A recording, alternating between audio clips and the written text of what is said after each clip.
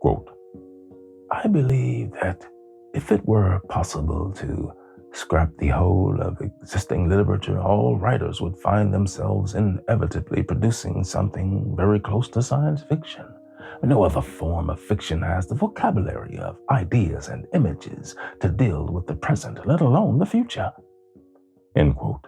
Ballard recalled quite clearly the wide-eyed excitement he experienced upon reading Treasure Island and Robinson Crusoe for the first time at the age of 7. He remembered a sense of curious vulnerability, the fear that his imagination might be overwhelmed by the richness of these invented worlds.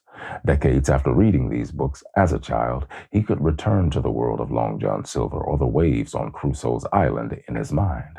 The tales had left the pages and taken on a second life in his mind, leaving traces and influences. Now, in his late teens, he read with a ravenous hunger, devouring an entire library of classic and modern fiction in a span of 3 to 4 years. From Cervantes to Kafka, from Jane Austen to Camus, he ran through their catalogs, often at the rate of a novel a day. Now, trying to find his way through the gray light of post-war austerity Britain, it was a relief to step into the rich and large-spirited world of a great novelist. Although he would become a legend within the genre of science fiction, he took very little influence from science fiction, feeling there was simply too little to learn from the genre at the time. He had a tremendous amount of respect for Ray Bradbury, however. For many years, he was the only science fiction writer Ballard read, but would later comment how he also found his work to be too romantic and too naive for him, and therefore never felt to mimic his style. Now, being weaned on classical English and American literature, he was fascinated by Edgar Allan Poe and Dino Buzzati. It was Franz Kafka, however, who made the biggest impression on him. He would go as far as calling him the most significant writer of the 20th century. Now, another struggle he had with science fiction authors of the time was that they were too American for him.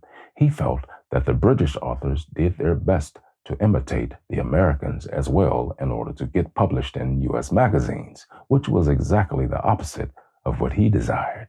Rather, he preferred the neutral tone of Robert Sheckley and Cyril Kornbluth.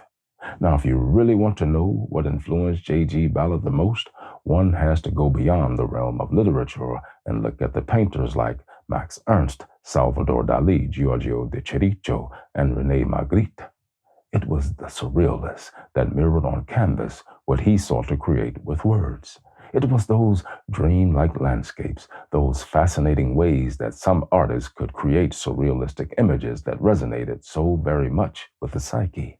Now, as a teenager growing up in China, he had seen and lived through what he considered to be the greatest surrealistic situation on the planet, the war.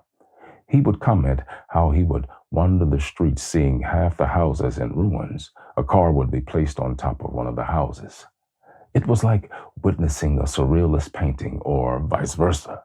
He would later comment, war is full of surreal surprises, full of surrealist images. Back then, it became clear to me that something in human culture was taking a dreadfully warped turn, and as an artist, a writer, I wanted to understand it. Now, interestingly, he would, in hindsight, somewhat regret that so much of his reading took place in his late adolescence, long before he had any adult experience of the world, long before he had any experience of falling in love, or understood his parents, or made his own living, or had time to reflect on the ways of the world.